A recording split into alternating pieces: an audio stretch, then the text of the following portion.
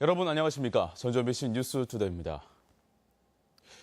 내년 전라북도 주요 현안 사업 추진에 빨간불이 켜졌습니다. 새만금 한중 경협단지와 세계 태권도 대회 등에 필요한 예산들이 정부의 1차 심의 단계에서부터 줄줄이 깎여나가고 있습니다. 박찬익 기자의 보도입니다. 한중 정상이 지난 2014년에 합의한 새만금 경협단지. 전라북도는 첫 국가 간 경협특구인 새만금 한중 경협단지를 조성하기 위해 내년 예산으로 250억 원을 요구했습니다. 하지만 기획재정부 1차 심의에서 전액 삭감됐습니다. 기재부는 새만금 지식산업센터 건립과 동학농민혁명 기념공원 조성도 지자체의 분담을 요구하며 한 푼도 반영하지 않고 있습니다. 기획재정부에서는 지방비 매칭을 요구하면서 반영이 안 되고 있는데 이런 사업들이 국가 사업으로 진행돼야 하는 것을 강력하게 건의하면서 이뿐만이 아닙니다. 지덕권 산림치유원은 지자체 운영을 요구하며 예산 반영을 거부하고 있습니다. 경북 영주의 산림치유원이 전액 국비로 운영되는 것과 매우 대조적입니다. 내년에 세계 태권도 선수권 대회가 열리는 무주 태권도원.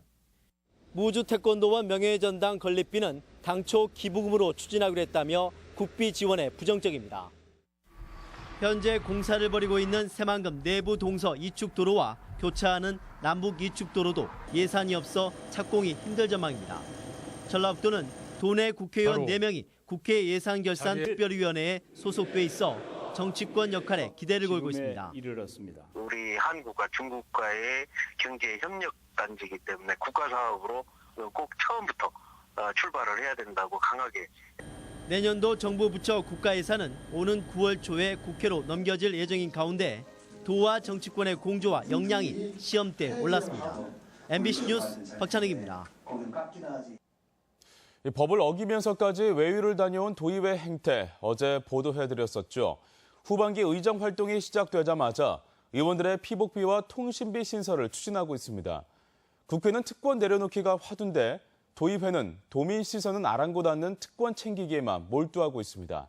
이찬 기자가 보도합니다.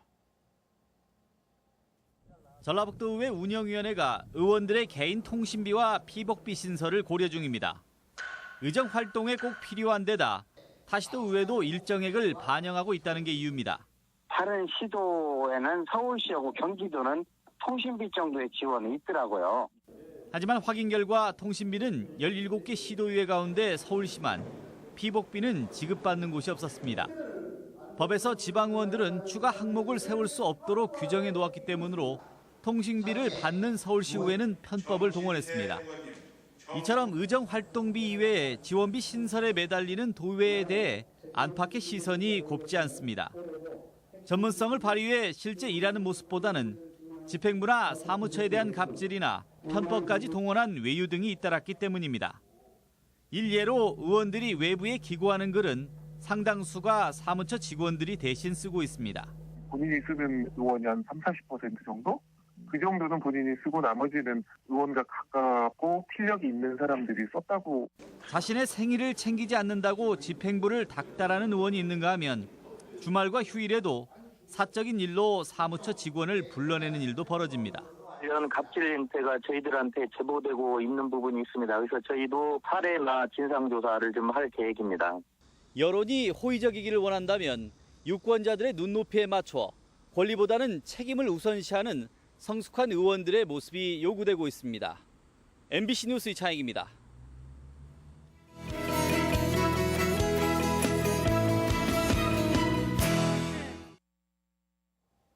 일본 뇌염이나 말라리아, 지카 바이러스 등은 모두 모기가 옮기는 감염병입니다.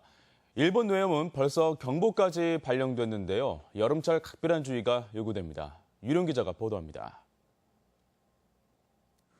유문 등으로 채집한 모기를 현미경으로 보며 한 마리씩 분류해냅니다. 검은 등에 배 쪽에 누렇게 보이는 작은 빨간 진모기. 일본 뇌염을 옮기는데 올 들어 도내 첫 발견입니다. 일본 뇌염을 매개하는 작은 빨간 진목이라는 종인데 저번 주에 저희 전라북도 지역에서 채집을 했을 때 21마리가 채집되었습니다. 남해안에서 뇌염모기 밀도가 크게 늘면서 11일자로 전국에 경보가 발령됐습니다. 도내 작은 빨간 진목이 첫 발견 시기는 예년과 비슷한데 일본 뇌염 경보 발령은 작년보다 한 달 가까이 빠릅니다. 첫 출연한 이후로 이제 지금부터 계속 일본 뇌염 매개 모기가 증가할 것이고 8, 9월이 되면은 대략 한 50%까지도 육박하지 않을까 하는 생각이 듭니다. 도내에 설치된 유문 등에서는 말라리아를 옮기는 중국 얼룩날개 모기가 가장 흔하게 채집됩니다. 가끔 지카 바이러스 매개체로 알려진 흰줄 순모기도 발견되고 있습니다. 도내에서는 바이러스가 검출된 적이 없어 당장 감염을 걱정할 정도는 아닙니다. 하지만 말라리아는 국내 중부 내륙에서도 환자 발생이 계속되고 있고 지카 바이러스와 댕기열은 해외 유입 우려가 높습니다. 위험 지역에 여행하면서 모기에 물렸을 경우에는 열이 난다든지 몸이 안 좋다든지 그러면 의료원에 가까운 병의원에 가셔서 적절한 진료를 받아야 됩니다. 모기 매개 질병은 국경까지 넘고 있는데 일본 뇌염 말고는 백신조차 없는 상황이라 모기 발생이 특히 많은 여름철 예방 대책에 각별한 주의가 요구됩니다. MBC 뉴스 유룡입니다. 전주시가 풍남문 사거리에서 충경로 사거리 구간 차로를 대폭 줄이고 시내버스만 통행시키는 방안을 검토하고 있습니다. 주민 설득과 함께 교통 흐름을 분산시킬 방안 마련이 관건입니다. 고차원 기자가 보도합니다. 하루 2만 5천여 대의 차량이 오가는 한옥마을 인근 도로입니다. 전주 도심에서 남부권을 오갈 때 가장 많이 이용하는 간선도로입니다. 전주시는 이곳 풍남문 사거리에서 충경로 사거리 구간 550m를 4차로에서 2차로로 줄이는 방안을 추진하고 있습니다. 줄인 한 개 차로는 각각 양쪽에 인도로 만들 예정입니다.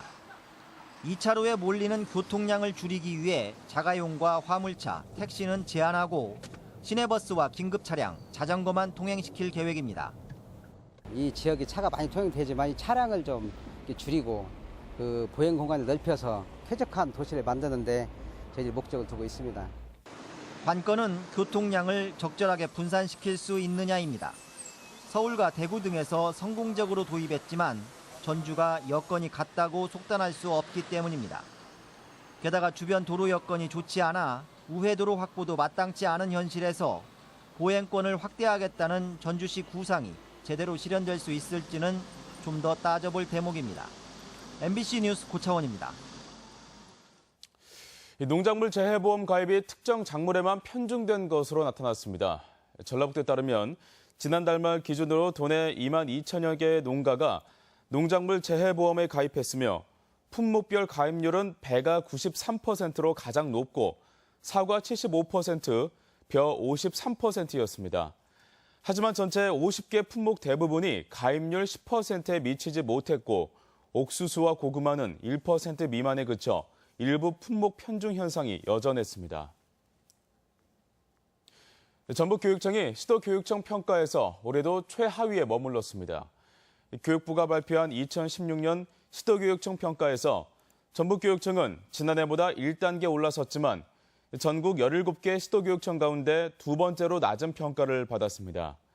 전북교육청은 23개 평가 지표 가운데 중학교 자유학기제 운영과 진로 탐색 지원, 교장 공모제 추진 등 8가지 항목에서 낮은 평가를 받은 것으로 분석됐습니다. 백제 역사유적지구가 세계유산에 등재된 지 1년이 지났습니다. 전주문화방송은 오늘 아침 7시 10분부터 방송되는 시사토론에서 익산 지역 백제 유적의 유네스코 세계유산 등재 1년을 맞아 그 의미와 성과 그리고 앞으로의 과제를 깊이 있게 진단합니다. 여러분의 많은 시청 바랍니다. 익산 역사문화도시 조성을 위한 3대 전략이 제시됐습니다. 익산시에 따르면 역사문화도시와 창조도시 조성을 위한 연구 용역에서 역사도시 실현을 위한 왕도시민을 비롯해 문화유산 재현을 위한 왕도복원, 지역 자산을 활용한 왕도 경영 등 3대 전략과 30여 개 추진 방안이 나왔습니다. 익산시는 이를 바탕으로 향후 역사문화 도시로서의 정체성 확립과 함께 창조도시의 기반을 다지겠다고 밝혔습니다. 전주시 자원봉사센터가 어린이를 대상으로 여름방학 자원봉사 프로그램을 운영합니다. 오는 27일부터 다음 달 18일까지 모두 11차례에 걸쳐 운영되는 청소년 자원봉사 1일 학당에 참여하면 강좌별 수강 시간에 따라 봉사활동 시간을 인정받게 됩니다. 참가를 희망하는 어린이는 23일까지 1365 자원봉사 포털 사이트에서 신청하면 됩니다. 우리 지역 행사와 문화 소식입니다. 벼슬아치들의 이중성을 풍자한 창극 배비장전이 오늘 군산예술의 전당의 무대에 오릅니다.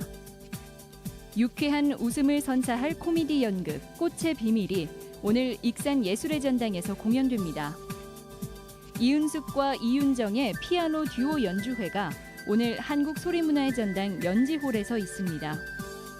세계적인 피아니스트 이봉기 피아노 독주회가 오늘 구세균 군산교회에서 열립니다.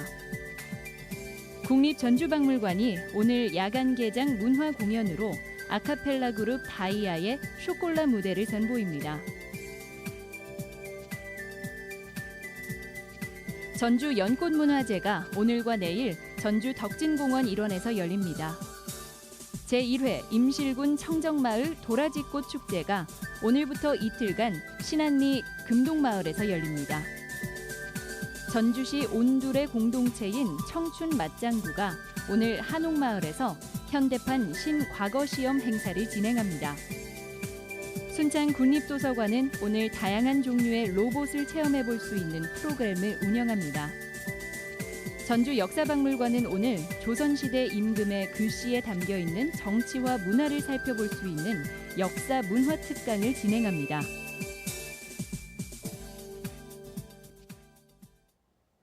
날씨입니다. 전라북도 지방은 밤사이 서해안을 중심으로 10mm 안팎의 비가 내렸습니다. 비는 오후까지 20에서 60mm가 더 내리고 그치겠습니다.